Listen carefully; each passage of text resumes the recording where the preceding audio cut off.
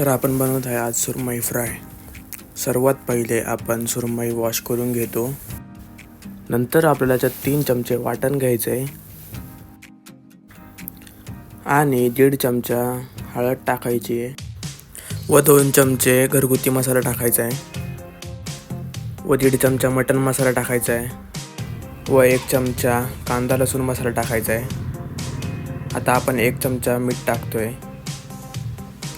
आता ह्याला चांगलं हाताने मिक्स करून घ्यावे। आता एक एक करून माशाला ते मसाला लावा।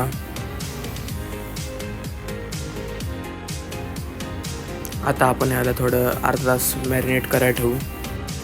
आता आपण 1 चमचा लाल तिखट घेऊ व थोडंसं मीठ, 2 चमचे कॉर्नफ्लॉवर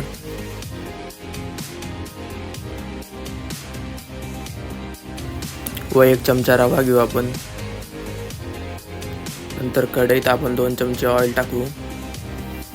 नंतर आपण माशाला कॉर्नफ्लॉवर आणि त्या रव्याच्या ह्याच्यात मिक्स करून भाजायला ठेवू।